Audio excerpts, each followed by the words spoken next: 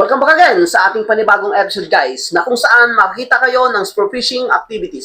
Kung hilig nyo sa dagat or hilig nyo manghuli ng isda, tamang-tama ang channel na to para sa inyo. Kita na, samahan nyo ako muli ngayong araw na ito. Late afternoon dive tayo dito guys. At dito ako magdadive sa nahuhulihan natin ng mga slender unicorn. Yung nakakarami tayo dito. Nakahuli na rin ako dito ng napakalaking barakuda. Wow. Minsan, nakakita pa ako dito ng malalaking tangige. Kaya tara, samahan niyo ako muli ngayong araw na ito. Okay naman, itong visibility ng dagat, malinaw. Sa mga bago pa lang sa channel ko, mag-subscribe kayo para lagi kayong updated sa mga ganitong video na ilalabas ko. Maraming salamat po. Medyo maulap lang ngayong hapong ito. Pero okay lang yan, hindi naman umuulan.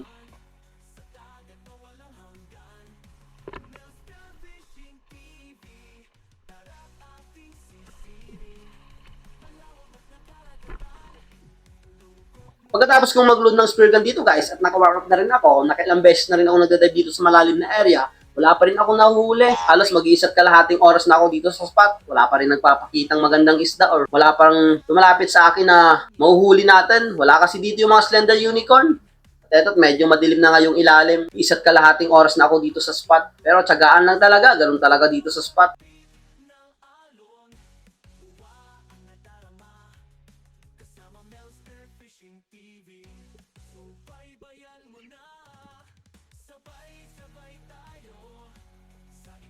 At eto, pagkapwesto ko nga dito, at ayun, nandun yung mga midnight snapper dun sa unhan. Pero ayaw talagang lumapit sa akin. Buti lang, may napansin ka agad ako dito isang target, isang unicorn.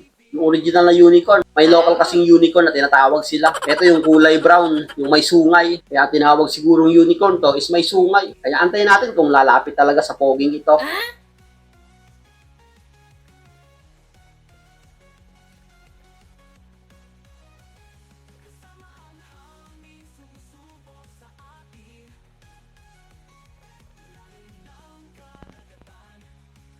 At eto, hindi naman ako nabigo. Lumapit etong napakalaking unicorn.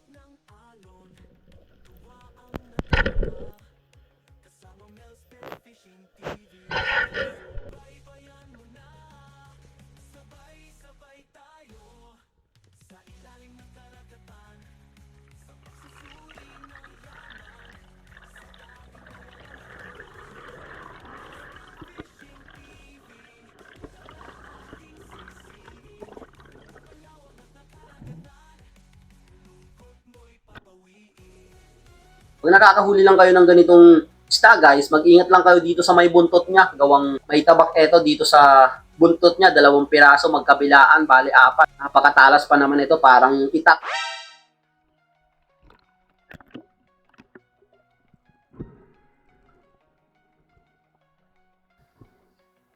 Kaya balik ulit tayo dito sa ilalim. Dito lang ako, palipat-lipat na ako ng pwesto para sakaling makahuli pa tayo.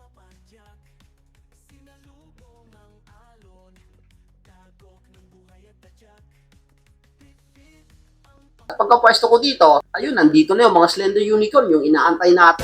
Pero hindi yung malalaking slender unicorn, pero marami sila. Kaya antay tayo kung lalapit eto mga slender unicorn. Ito talaga yung palaging inaabangan ko dito sa spot. Kung natimingan mo kasi yung malalaki dito at magpapahuli sila, is sure na makakahuli ka talaga. At eto, medyo maila pa nga etong mga slender unicorn sa akin.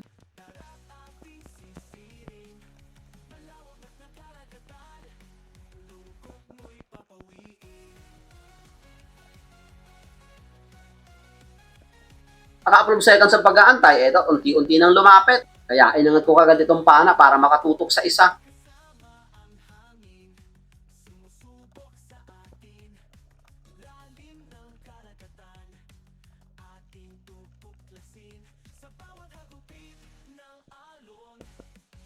Tinay kong patamaan yung isa, ayun, hindi tinamaan, malayo pa pala. Pagkatapos din na itong dive na to guys, is medyo madilim na, is papunta na ako dito sa mababaw na area. So kung wala na talaga nagpapakita, hindi pa natin tinamaan yung isang slender unicorn.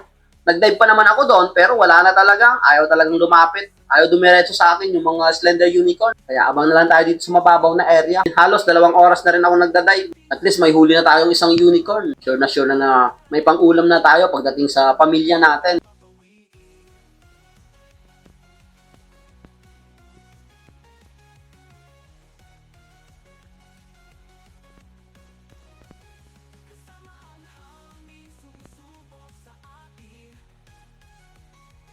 At dito, paglingon ko sa kaliwa ko, etat may palapit sa akin na good size na barakuda.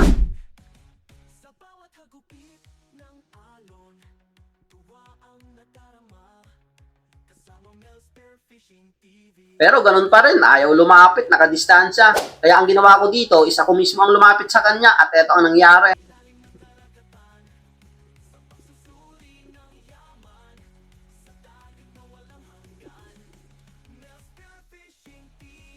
Ayun, napakababa yung aiming ko sa kanya. Tumakbo tuloy. Still, lumangoy pala. Kaya pagkatapos din natong guide na ko, guys, yun lang yung nahuli natin. Isang unicorn lang. Pero goods na goods na. Etong dive na to, guys, is another afternoon dive tayo. Dito naman to, sa paboritong spot natin. Gawang madalang talaga yung panain. Hindi ko na pinakita sa inyo. Yung pagsimula ko dito, gawang wala talagang napapana. Mahina ngayon yung isda talaga.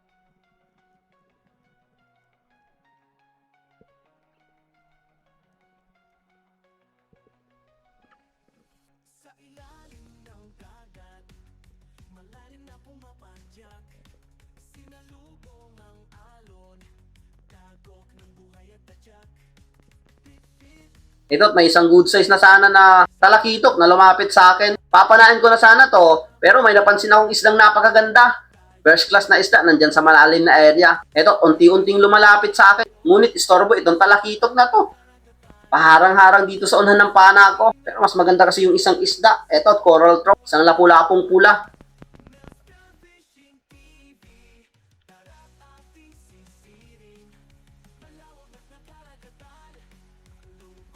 Dito sana, akala ko, matitira ko na. Ngunit pagka kunting-kunti na lang, is ayun, punta sa malalim na area, kaya hindi ko na pinilit. Baka kapusin tayo ng hininga, kaya back to the surface muna tayo. Dito guys, lumipat na ako ng pwesto. Hinanap ko pa yung lapu-lapo, pero hindi ko na nakita. Pumunta na sa malalim na area. At dito, nakita ako nung isa sa pinakamailap na isda, yung Big Eye Emperor. Nakahuli na tayo sa previous video natin. Yung nakakita tayo ng napakalaking grouper. Yung daplis ang tama, sayang talaga yun. Idadapshot ko sana to, pero mailap pala.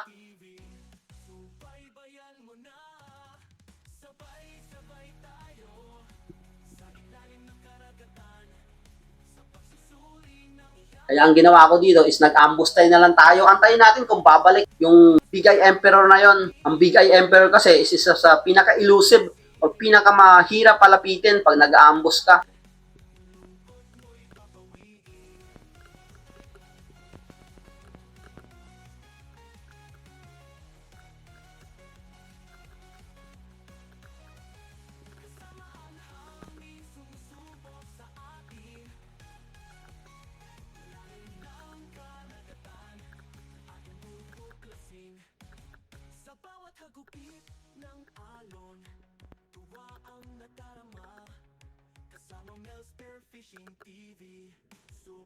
A couple of seconds ang pag-aantay dito sa isda guys, eto unti-unti nang lumalapit.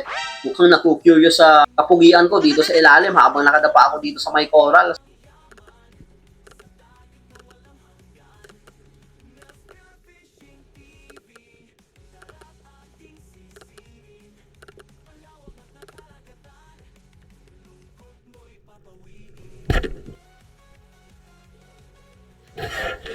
At ayun, buti na lang, lumapit. Na-close natin yung gap at natira natin. At medyo matagal-tagal tayo dun sa ilalim sa pag-aantay sa isdang ito.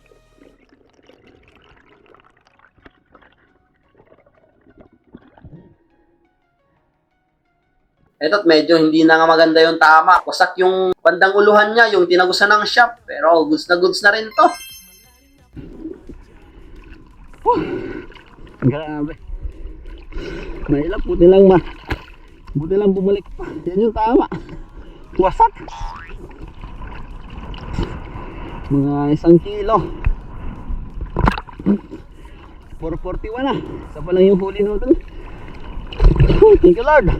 Pagkatapos din na itong live na to guys, umuwi na rin ako at eto lang din yung nahuli natin. Okay lang to. Kaya bawi na lang tayo sa mga susunod na dive. Ganun talaga dito sa dagat, tiyagaan lang. The next day, pagdating ng umaga guys, balik ulit tayo dito sa karagatan para magpatuloy sa ating mga pangarap at dito ako magda-dive. Dumayo muna ako dito, gawang yung sa mga paboritong spot natin. Medyo matumal yung isda at medyo sanay na talaga mga isda sa akin. Naiinis na siguro sa pagmumukha ko, sa kabugian ko sa ilalim ng dagat. Dito ako magda-dive sa nahuhulihan natin ng mga tangigi din. Dito ako palagi nakakahuli ng tangige. Mga slender unicorn. Nakahuli na lang tayo sa previous video natin ng isang malaking luba or marble grouper. At dito gumagamit ako ng tali for emergency lang. Siyempre wala tayong kasama dito kaya gumagamit ako ng ganitong tali.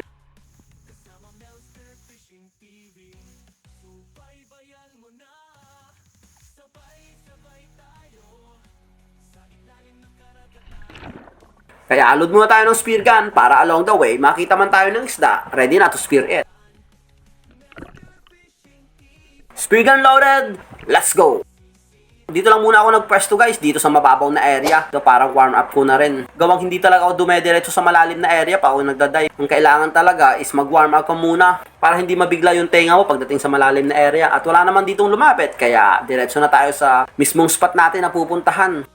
At pagkarating ko nga dito guys, nakita ako ng salmon. Eto, isang piraso. Napansin ko dito sa salmon is nagpapalinis siya sa janitor fish, kaya ang amo.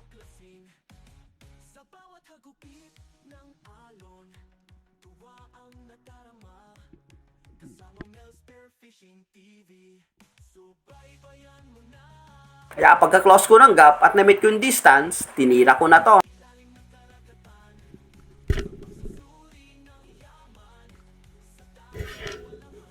Ito yung naging unang isda natin. Magandang simula to. Etong ganitong pagdating natin dito sa spot is nakakahuli ka agad ako.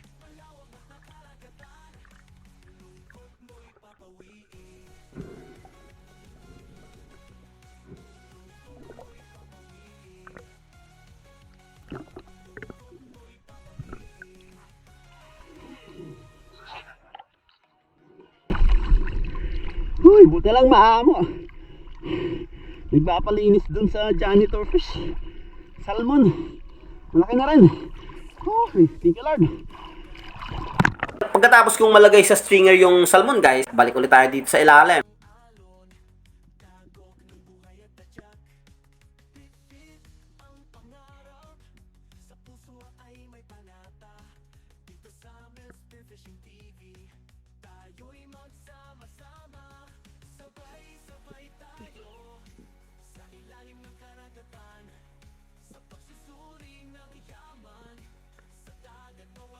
Eto, pagkapwesto ko nga dito, nakita ko agad yung mga maliliit na slick unicorn. Ang dami sana dyan sa onhan. Kaya antay tayo kung anong lalapit dito.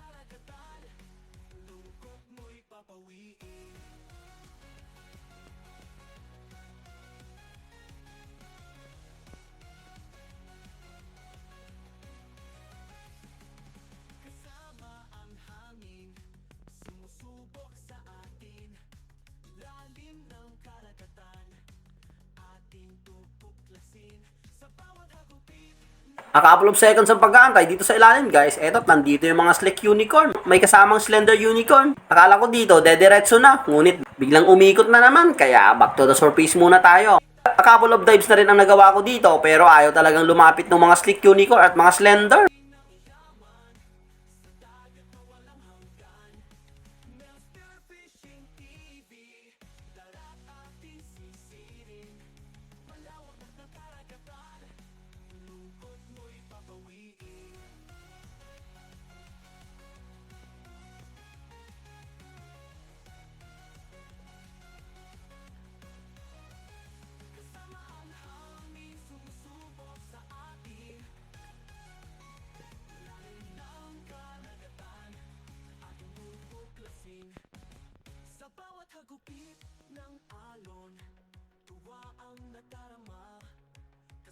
Eto, may tatlong slender unicorn na palapit sa akin. Ngunit ganun pa rin. Kunting urong lang nila sa akin, kunting lapit lang, is iikot na naman. Maglalayo. Dati dito, nung wala pa akong camera talaga, is ang dami ko talagang nahuhuling ganitong isda. Kaya back to the surface muna tayo para makapahinga sa susunod na dive.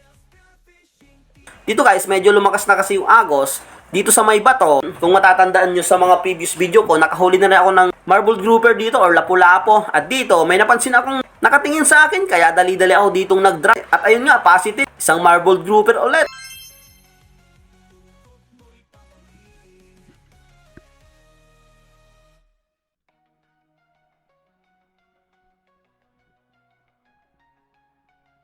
Akala ko dito, sumuot na sa butas. Ngunit ilang saglit pa, ayun, sumilip. Kaya pagka-close ko ng gap at na-meet yung distance, tinira ko na to.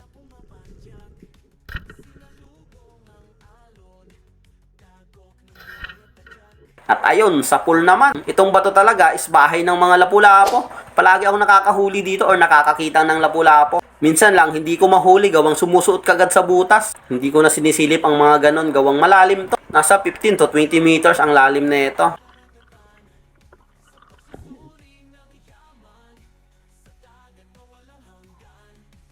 At eto, medyo napababa pa nga yung tama ko pero good holding shot naman. Hindi makakawala. Labas yung bunbunan niya. Sa previous video natin, is mas malaki yung nahuli natin dito. Eto, medyo maliit lang pero goods na goods na.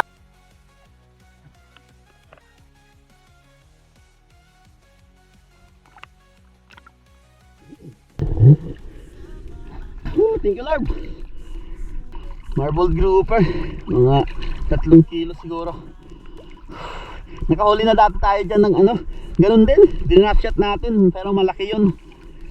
Nag 5 kilo ata yun sa previous video natin.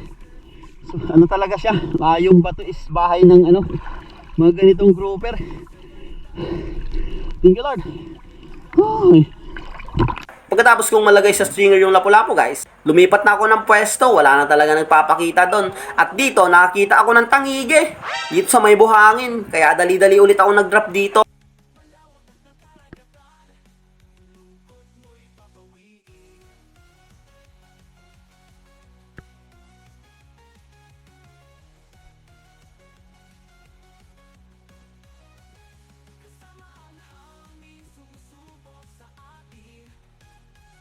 At dito sana, akala ko mako-close ko ng gap at matira ko.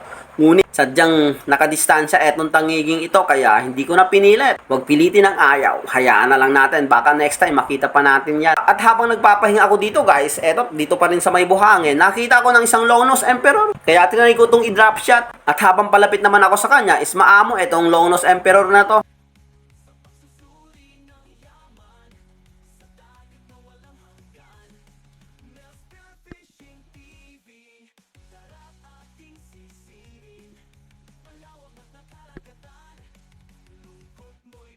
At eto, habang lumalapit nga ako sa kanya, mas lumapit pa etong long nose emperor sa akin. Na curious sa kapugian ko.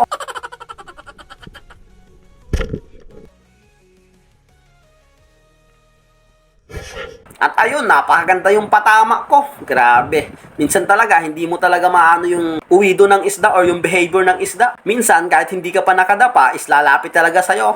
Minsan naman, ang ibang isda is hindi ka pa nakadapa, is lalayo ka agad. Depende talaga sa sitwasyon. At eto, pagkahawa ko dito sa long nose emperor, ang daming sinukang kinain niya. Mga malilit na triggerfish, ang dami. Kumakain pala din ito ng triggerfish.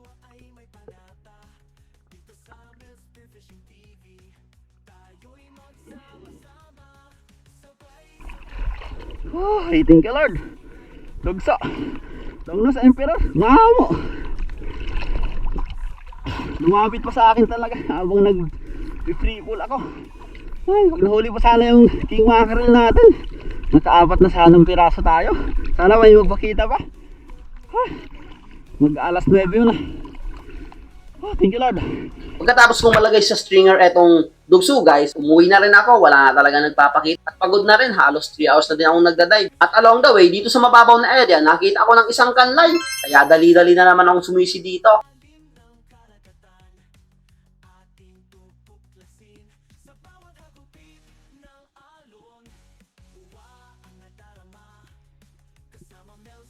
Akala ko dito, makupuls ko na yung gap para matira ko etong kanlay na to. Medyo malaki na rin. Nang biglang, ayun, bumilis yung galaw. Kaya hindi ko na hinabol, pero tinitingnan ko ito habang palayo sa akin. At eto, nandito na sa mababaw na area. Kaya nagsagawa ulit ako dito ng drop shot.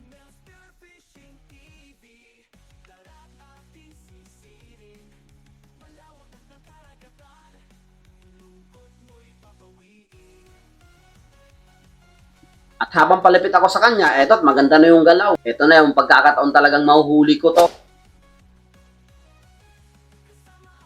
At ayun, pagkapul ko ng trigger, sumuot sa butas, bahay niya pala yun. Kaya nandun lang paikot-ikot, sayang, laki na rin sanang kanlay. Katapos din ito, umuwi na rin ako. Ito yung mga huli natin. Saka isang salmon tayo, isang dugso, at etong isang marble grouper. Okay na rin na dive to. Medyo madalang talaga yung pahuli ng mga malalaking isda. Hindi nagpapakita. At least bawat dive natin, may huli tayo at safe tayong makakauwi sa pamilya natin. Yun kasi ang pinaka-importante sa lahat, yung makauwi ako ng ligtas sa pamilya ko at walang nangyayari sa aking masama.